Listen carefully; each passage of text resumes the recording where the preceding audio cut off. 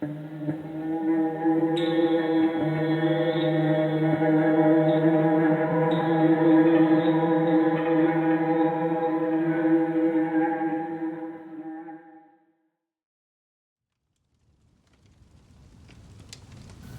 evening.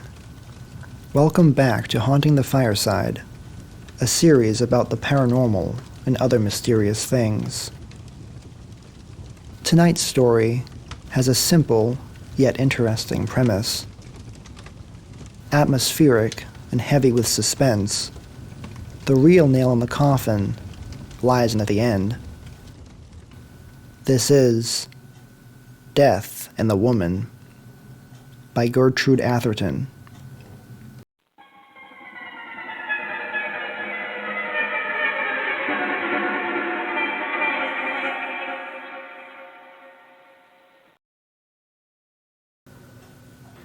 Her husband was dying, and she was alone with him.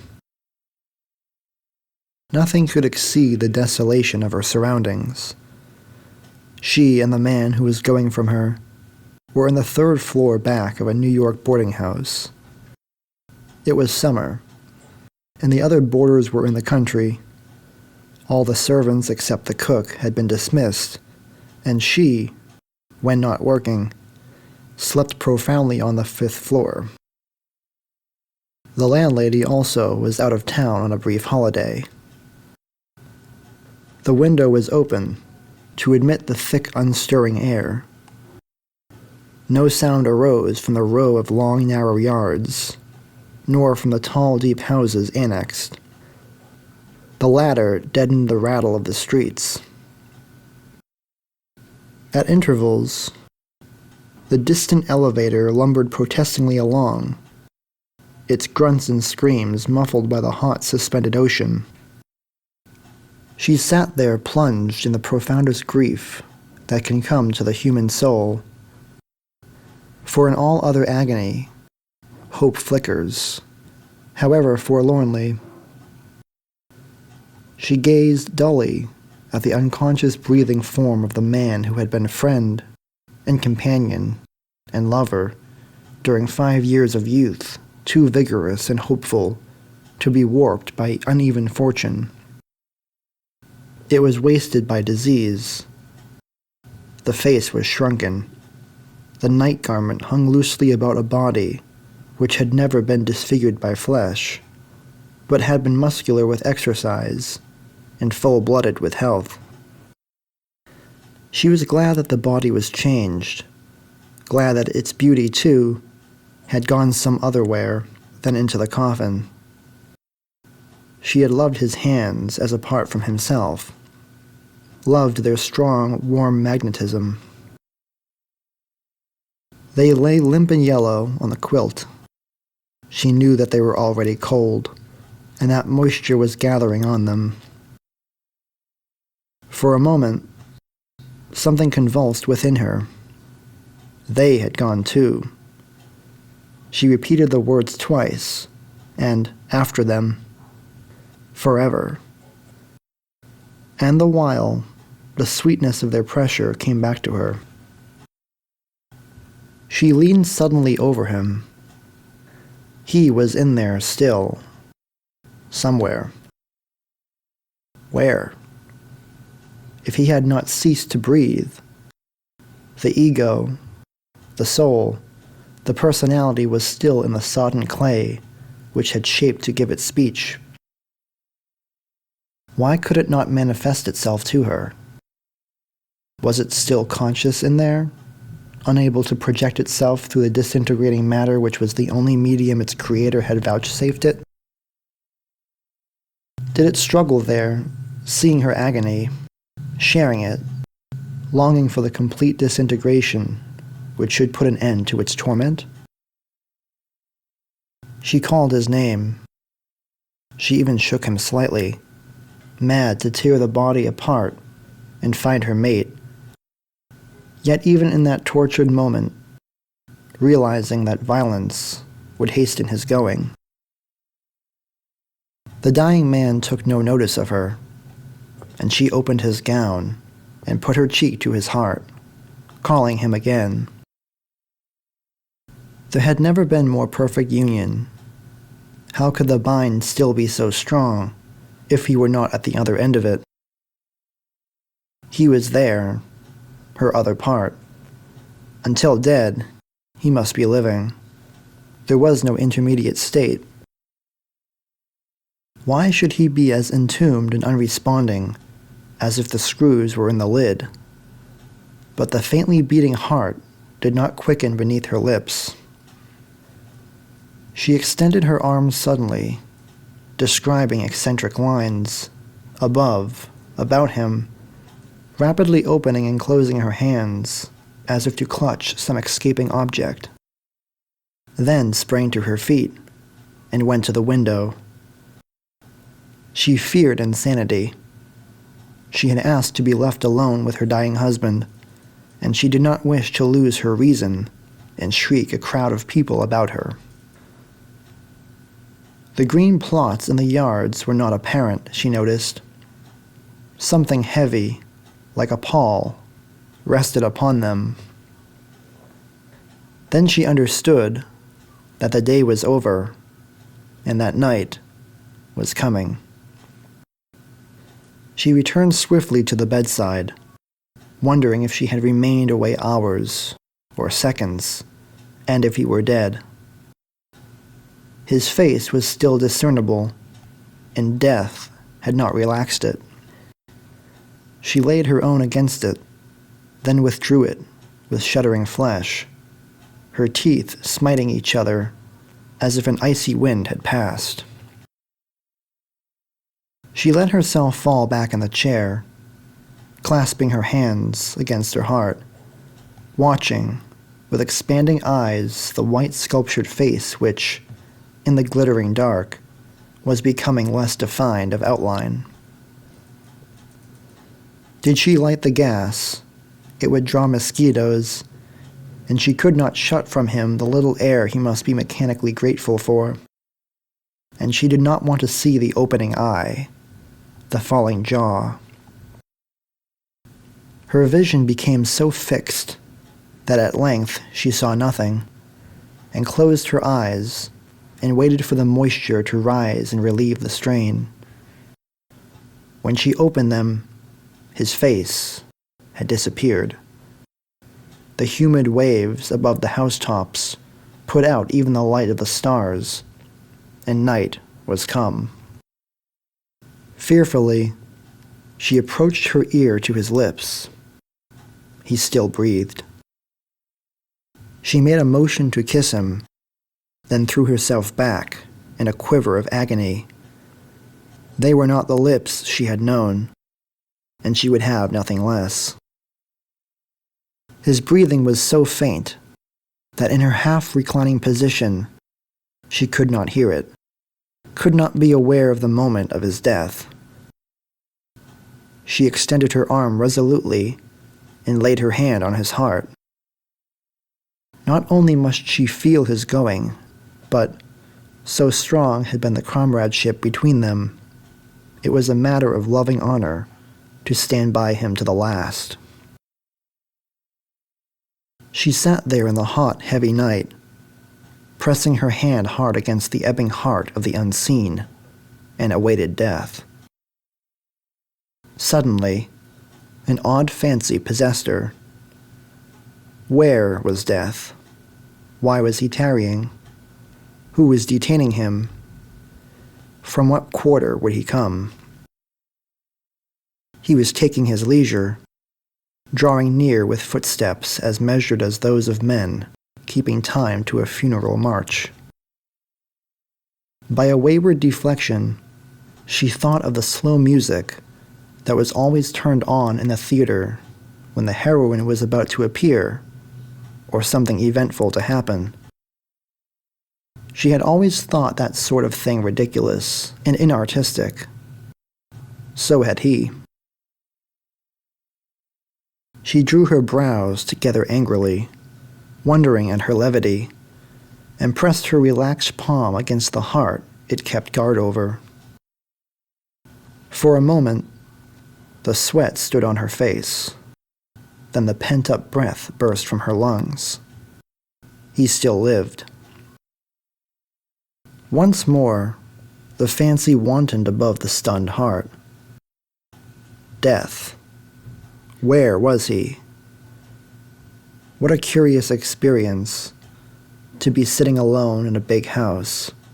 She knew that the cook had stolen out, waiting for death to come and snatch her husband from her. No, he would not snatch. He would steal upon his prey as noiselessly as the approach of sin to innocence. An invisible, unfair, sneaking enemy with whom no man's strength could grapple. If he would only come like a man and take his chances like a man. Women had been known to reach the hearts of giants with a dagger's point, but he would creep upon her. She gave an exclamation of horror. Something was creeping over the windowsill. Her limbs palsied, but she struggled to her feet and looked back. Her eyes dragged about against her own volition. 2 small green stars glared menacingly at her just above the sill. Then the cat possessing them leaped downward, and the stars disappeared. She realized that she was horribly frightened. Is it possible, she thought? Am I afraid of death, and of death that has not yet come? I have always been rather a brave woman. He used to call me heroic. But then with him it was impossible to fear anything, and I begged them to leave me alone with him as the last of earthly boons. Oh, shame. But she was still quaking as she resumed her seat and laid her hand again on his heart. She wished that she had asked Mary to sit outside the door. There was no bell in the room. To call would be worse than desecrating the house of God, and she would not leave him for one moment, to return and find him dead, gone alone. Her knees smote each other. It was idle to deny it. She was in a state of unreasoning terror. Her eyes rolled apprehensively about. She wondered if she should see it when it came, wondering how far off it was now. Not very far. The heart was barely pulsing. She had heard of the power of the corpse to drive brave men to frenzy, and had wondered, having no morbid horror of the dead. But this, to wait, and wait, and wait, perhaps for hours, past midnight, on to the small hours, while that awful, determined, leisurely something stole nearer and nearer. She bent to him who had been her protector with a spasm of anger. Where was the indomitable spirit that had held her all these years with such strong and loving clasp? How could he leave her? How could he desert her? Her head fell back and moved restlessly against the cushion. Moaning with the agony of loss, she recalled him as he had been. Then fear once more took possession of her, and she sat erect, rigid, breathless, awaiting the approach of death. Suddenly, far down in the house, on the first floor, her strained hearing took note of a sound, a wary, muffled sound, as if someone were creeping up the stairs, fearful of being heard. Slowly, it seemed to count 100 between the laying down of each foot. She gave a hysterical gasp. Where was the slow music? Her face, her body, were wet, as if a wave of death sweat had broken over them. There was a stiff feeling at the roots of her hair, She wondered if it were really standing erect. But she could not raise her hand to ascertain. Possibly, it was only the coloring matter, freezing and bleaching. Her muscles were flabby. Her nerves twitched helplessly. She knew that it was Death, who was coming to her through the silent, deserted house, knew that it was the sensitive ear of her intelligence that heard him, not the dull, coarse-grained ear of the body. He toiled up the stair painfully, as if he were old and tired with much work. But how could he afford to loiter with all the work he had to do? Every minute, every second, he must be in demand to hook his cold, hard finger about a soul struggling to escape from its putrefying tenement. But probably he had his emissaries, his minions, for only those worthy of the honor did he come in person. He reached the first landing and crept like a cat down the hall to the next stair, then crawled slowly up as before. Light as the footfalls were, they were squarely planted, unfaltering, slow. They never halted. Mechanically, she pressed her jerking hand closer against the heart. Its beats were almost done. They would finish, she calculated, just as those footfalls paused beside the bed. She was no longer a human being. She was an intelligence and an ear. Not a sound came from without. Even the elevated appeared to be temporarily off duty. But inside the big, quiet house, that footfall was waxing louder, louder, until iron feet crashed on iron stairs, and echo thundered. She had counted the steps. 1, 2, 3, irritated beyond endurance at the long, deliberate pauses between. As they climbed and clanged with slow precision, she continued to count, audibly and with equal precision, noting their hollow reverberation. How many steps had the stair? She wished she knew. No need. The colossal trampling announced the lessening distance and an increasing volume of sound not to be misunderstood. It turned the curve. It reached the landing. It advanced, slowly, down the hall. It paused before her door. The knuckles of iron shook the frail panels. Her nerveless tongue gave no invitation. The knocking became more imperious. The very walls vibrated. The handle turned, swiftly and firmly. With a wild instinctive movement, she flung herself into the arms of her husband.